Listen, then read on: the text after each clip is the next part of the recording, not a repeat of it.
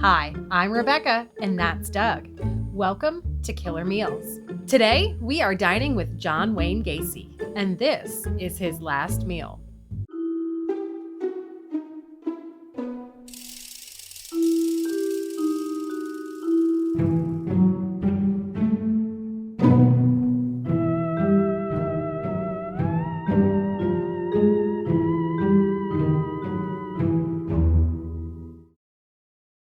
John Wayne Gacy was convicted of 33 counts of murder and executed in the state of Illinois in 1994 by lethal injection. Before we start, we wanted to give you fair warning that this story is a particularly horrible one involving really gruesome murder and a lot of sexual assault. And if it's not for you, we definitely understand. Feel free to mute me and focus on Doug's incredible recipes instead. He's worked very hard on them. And if you are sticking with me, well, let's start at the beginning. John Wayne Gacy was born March 17, 1942 at Edgewater Hospital in Chicago. He was the second of three children born to John Stanley Gacy and Marion Elaine Robison. He was the only son to the couple, and his father named him John Wayne instead of John Stanley because he wanted his son to grow up to be the epitome of masculinity, like the actor John Wayne. Unfortunately, his father was also an abusive alcoholic who often belittled his son, calling him dumb and stupid.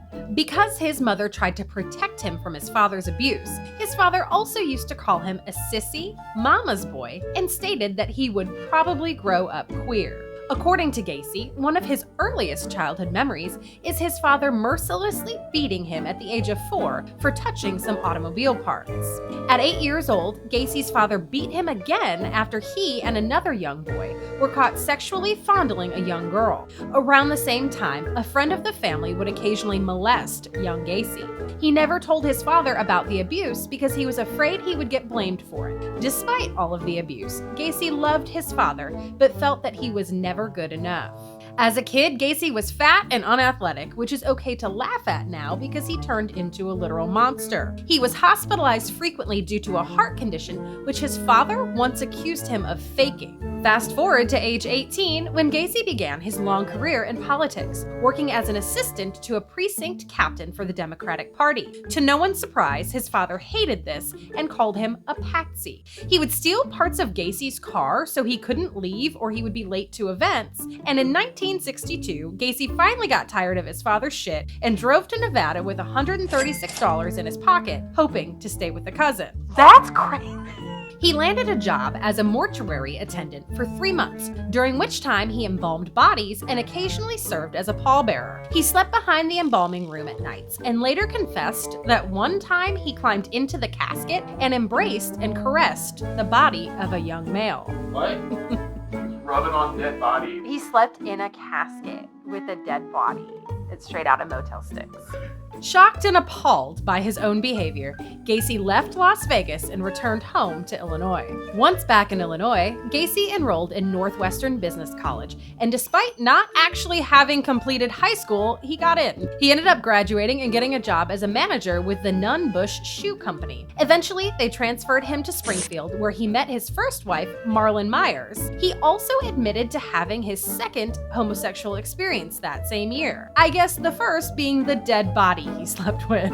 Are we counting that as a homosexual experience? The fact that it was like a young man is not the memorable part of that. It's the whole dead body of it all. Anyway, Gacy ended up moving to Waterloo, Iowa, after he and his new wife purchased 3 Kentucky Fried Chicken restaurants in the town. Gacy took a job managing the restaurants for a salary of $15,000 a year, which today would be about $152,600. And because he was such a good manager, he opened up a club in the basement of his home where his employees could drink alcohol and play pool. We've all had managers like that, right? Yeah. While Gacy was playing cool mom with the kids at his KFC stores, his wife gave birth to 2 children, a boy and a girl. Later on, Gacy would describe this time in his life as perfect. He even finally earned the approval and respect of his father, who one night shook Gacy's hand and apologized for the years of abuse, saying, "Son, I was wrong about you." Yeah, you were kind of wrong about him, but like in the opposite way. In Waterloo, Gacy joined the local JC's chapter, a civic organization that helps young people develop leadership skills. I'm sure that, overall, the JC's are a wonderful organization. However, this particular chapter was involved in drug abuse, pornography, prostitution, and wife swapping. Gacy would bring chicken to the meetings after his shifts at KFC, but he insisted that they called him the Colonel. Well, I'm sure reluctantly. They're like, thanks, the Colonel. Thanks, who now? And they're like, thanks, Colonel. The Colonel. Buckle in, everybody, because it's about to get bad. In August 1967, Gacy sexually assaulted the 15-year-old son of a fellow JC's member. Gacy lured the boy to his home with the promise of showing him stag films that they often showed at the JC's meetings. Gacy gave the boy alcohol, showed him a heterosexual pornographic movie, and proceeded to engage him sexually. Gacy would go on to abuse several more youths in the area, and even tricked several teenagers into believing he was commissioned to conduct homosexual experiments for scientific research, and paid them up to $50 each. And if that's not the worst thing you've ever heard, don't worry, it's going to get worse. In March of 1968, the first young boy finally disclosed the abuse to his father, who called the police, and Gacy was quickly arrested. He vehemently denied the abuse and demanded to take a polygraph test that he failed. He demanded to take a polygraph test. He was like, I did not abuse that boy. Hook me up to the wires. And then he bombed it. And on May 10th, he was indicted on charges of sodomy. At this point, Gacy was freaking out and offered an 18-year-old KFC employee $300 to beat up his accuser in order to prevent him from testifying in court. The boy escaped and immediately told the police, who added additional charges. During a competency evaluation at the University of Iowa, 2 doctors concluded that Gacy had antisocial personality disorder, was unlikely to benefit from treatment, and would be a continued problem to society. But nobody listened, because Gacy, who was sentenced to 10 years in jail for the sodomy charge, served 18 months and was released for being a model prisoner. Upon his release, he was sent to live with his mother in Chicago. His father died of cirrhosis while he was in prison, and his first wife divorced him when he was convicted, and he actually never saw her or his children ever again. And guess what? By February of 1971, Gacy was accused of sexually assaulting a young boy who he lured into his car at a bus station. But at least this violated his parole, right?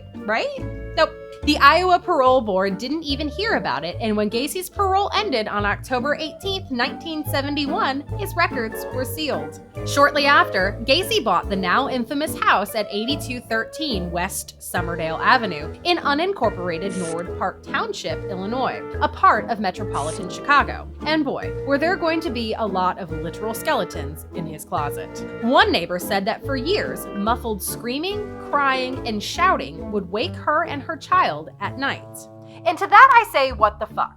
Like, I'm sorry, and I don't not judge, and I don't like put myself in somebody else's position, but if I'm sleeping at night and I hear crying and screaming from the house next door, I'm calling the police. Like, how are you just gonna let that go for years? In late 1975, Gacy joined the Jolly Joker Clown Club, and Pogo the Clown was born. The Jolly Jokers would perform at fundraisers, political events, and even entertain hospitalized children. Gacy rarely got paid for his clowning and said that he did it because it allowed him to regress into childhood. Also in 1975, Gacy was appointed director of Chicago's annual Polish Constitution Day parade. It was during this event where he was now infamously photographed with then First Lady Rosalind Carter. In the photo, Gacy is wearing an S pin, which indicates that a person has been given special clearance, and the Secret Service are like super embarrassed about this. Although he had murdered at least once before, it was shortly thereafter in 1976 when Gacy's horrific serial killing truly began. He had only killed one person before that in 1972. But He never got caught, and it was like a thing where he lured a kid back to the house. His wife was still living there though, and his stepchildren. He lured a kid back to his house, which he was doing while she was living there, but it didn't really pop off until she left him. But he lured a kid back there and while they were gone at her parents' house, and he was up in the kitchen supposedly making breakfast the next day, and walked into Gacy's bedroom with a knife in his hand from cooking. And Gacy said that he attacked him and killed him and buried him somewhere on the property because for self-defense, because he thought the kid kid was coming in to kill him. And like, who knows what the fucking real story is, but that was the first time that he killed. But like, this is when this shit started happening. His general modus operandi was to lure young men to his home with the promise of drugs, employment, or sex. Occasionally, he would use force or impersonate a police officer, going so far as to have carried a sheriff's badge and even outfitted his black Oldsmobile with police-style lights. Once inside his home, he would offer the men drugs and alcohol. After he felt like he gained their trust, he would bring out a pair of handcuffs and show them a magic trick. Cuffing his own hands behind his back, he would free himself with a hidden key, and then he would offer to show them how to do the trick by performing it on them. Once the men were restrained in the cuffs, Gacy would sexually assault and torture them. If this is too much for you, know it's about to get worse, and once again, feel free to hit the mute button. Oftentimes, he would start by sitting on his victim and forcing fellatio. Inspired by the equally horrible Houston mass murders, he manacled their ankles to a wooden 2x4. He would then degrade the men in various ways, usually by burning them, sodomizing them with foreign objects, and verbally taunting them. He was also known to repeatedly partially drown his victims in the bathtub and then revive them. Once he was ready to murder his victim, he would use a rope tourniquet that he would tighten with the handle of a hammer. He referred to this as his rope trick and would inform his victims that this is his last trick. With the exception of his last two victims, all were murdered between the hours of 3 and 6 a.m. He stored the bodies under his bed for about 24 hours before moving them to his crawl space, where he would sprinkle them with quicklime to hasten decomposition. A few were embalmed in his garage prior to burial in the crawl space. Regarding murder, Gacy stated that death was the ultimate thrill. John Wayne Gacy's victims are Timothy Jack McCoy, John Butkovich, Daryl Sampson, Samuel Stapleton, Randall Reffitt, Michael Bonnet, William Carroll, James Hackinson, Rick Johnston, William George Bundy, Michael Marino, Kenneth Parker, Gregory Godzig, John Sizik, John Prestige, Matthew Bowman, Robert Gilroy, John Mowry, Russell Nelson, Robert Winch, Tommy Bowling, David Talsma, William Kindred, Timothy O'Rourke, Frank Landigan, James Mazzara, victim number 5, victim number 10, victim number 13, victim number 21, victim number 26, and victim number 28 remain unidentified. Although in 1975, the parents of missing victim John Butkovich, who were convinced Gacy had something to do with their son's disappearance, called the police over 100 times in 3 years, urging them to look into Gacy further, it was Gacy's last victim, Robert Piest, who led to his final arrest. Around 9 p.m. on December 11, 1978, Gacy met 15-year-old Robert Piest while he was working in Nissan Pharmacy in Des Plaines, Illinois, and lured him back to his home with the promise of a well-paying construction job with Gacy's company, PDM Contractors. Piest's mother had come to pick him up from work as they were supposed to celebrate her birthday that evening, but Piest asked her to wait so he could see about the job and he would be back quickly. He was murdered roughly 1 hour later at Gacy's home. Isn't that horrible? His mother was there. He spoke to his mother. Gacy was in the pharmacy. He was purposely speaking loud to the pharmacy manager about how much he pays at his construction company. He hires young boys. He killed a bunch of those boys were boys that worked for him, or boys that knew boys that worked for him. And so he was speaking loudly so this boy would overhear him. He was like, this guy's gonna pay me really well for a construction job. I'll be right back. And he never paid back. You gotta feel like he devolves hard after this, but you almost feel like he did this all on purpose. Like he's just reckless. When he failed to return that evening, Piest's family filed a missing persons report with the Des Plaines police. Upon investigation, the pharmacy manager led them to Gacy as the probable contractor Piest met with, and a quick background check revealed to police that Gacy had previously been in prison for the sodomy of a 15-year-old boy. Police visited Gacy's home, where they asked him to come back to the station to make a statement. He replied that his uncle just died and he would come by later. When pressed by detectives, Gacy responded, "You guys are very rude. Don't you have any respect for the dead?"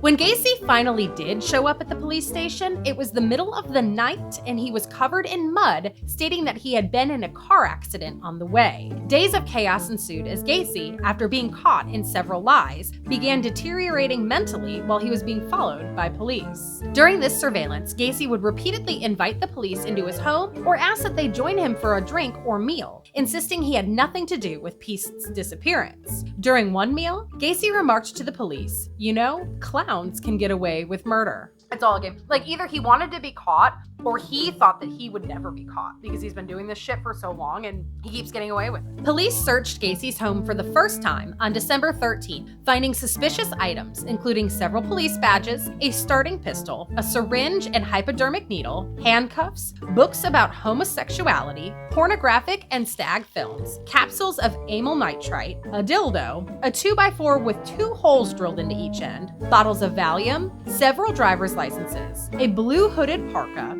and underwear too small to fit Gacy. They also found a class ring engraved with the initials JAS and a Nissan Pharmacy photo receipt in a trash can alongside a 36-inch section of nylon rope. On December 19th, while detectives were compiling evidence for a second search warrant for his home, Gacy filed a harassment suit against the Des Plaines Police Department. Then, for some reason, he invited the surveilling detectives into his home. While inside, one of the detectives noticed a foul smell emanating from a heating duct. He said the detective said it was rancid. And then he realized during the first search, he didn't smell it, but it was very cold in Gacy's house. So he turned the heat off or whatever so they wouldn't smell it, but when he invited them in this time, he had the heat on. And the detective who was looking for, one detective distracted Gacy while another one went back into his bedroom to check the serial number on a television that Gacy had back there that was reported stolen from one of the victims.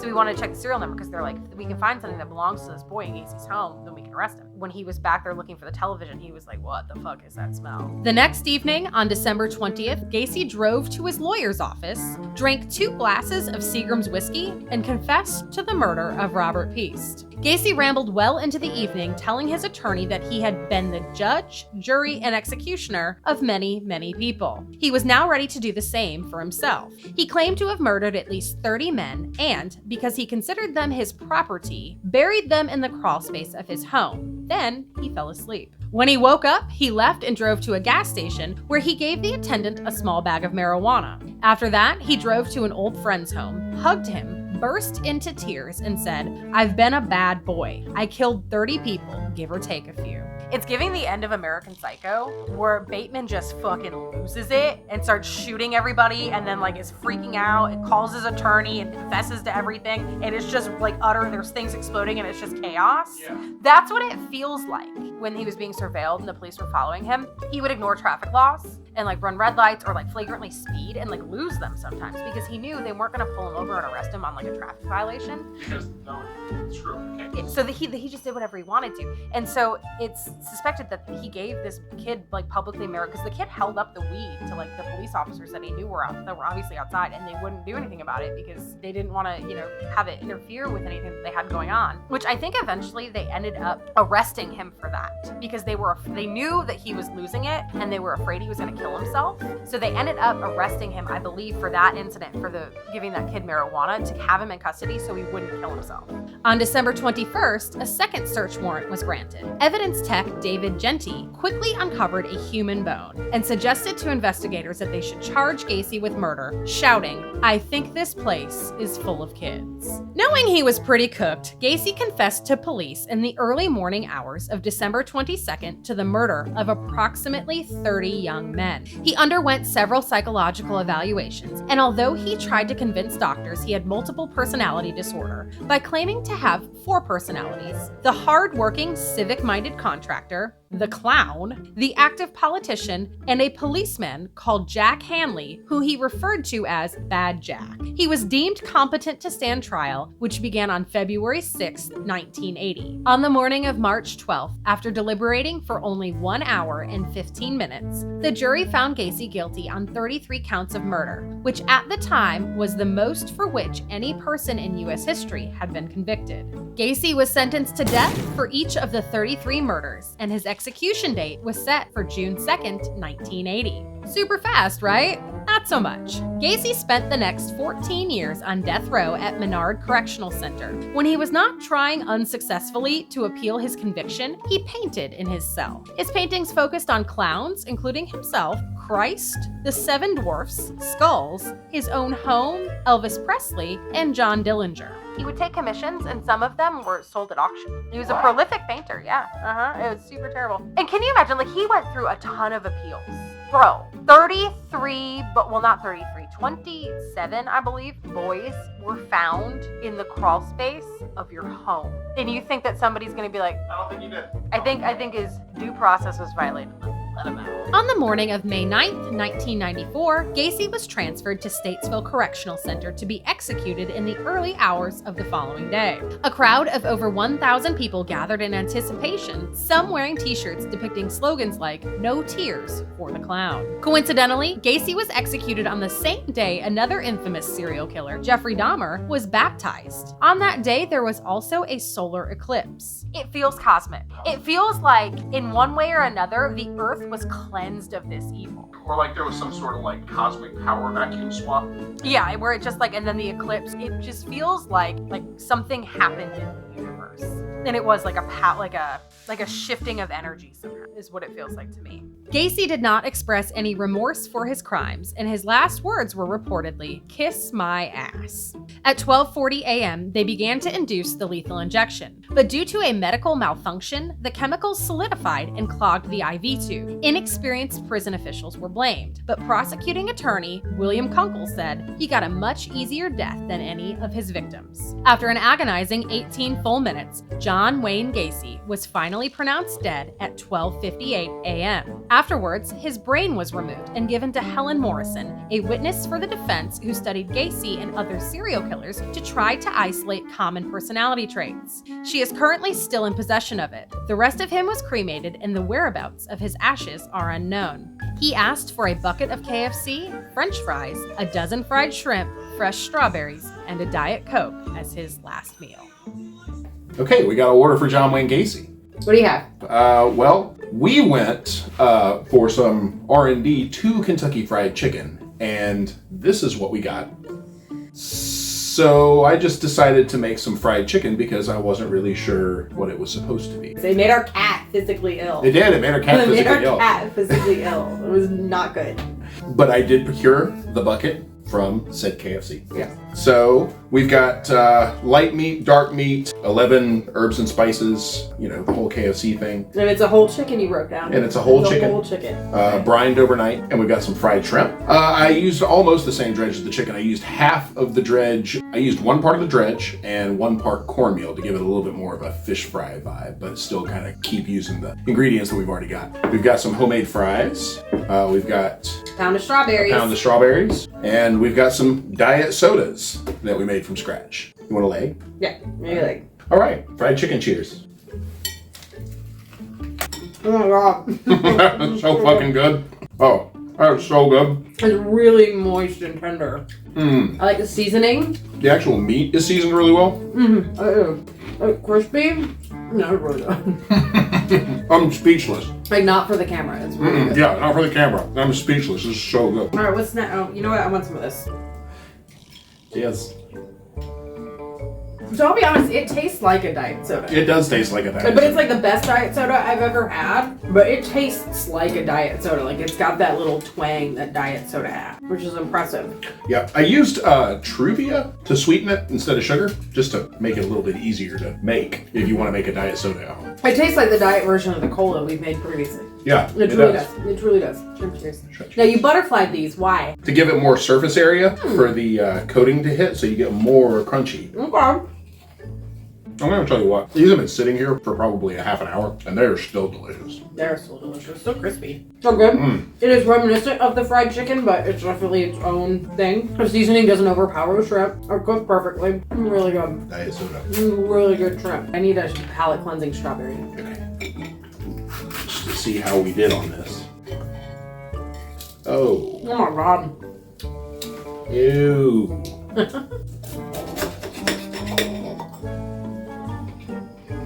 Really tender and juicy. It's really tender and juicy. Really juicy. I'm gonna try these. Get a palate strawberries. cleansing strawberry. I will get a palate cleansing strawberry. What are you doing? You know, he worked at KFC. Oh, wow. He wanted this. That's weird. These fries are really good. Well, this was delicious. I think we Quite did- delicious. Yeah. It was the only good thing John Wayne Gacy ever fucking did. Well, thanks for watching. Give us a like and a subscribe. And we'll see you next week for your reservation at Killer Meals. Bye. Bye. I'm gonna eat this shrimp.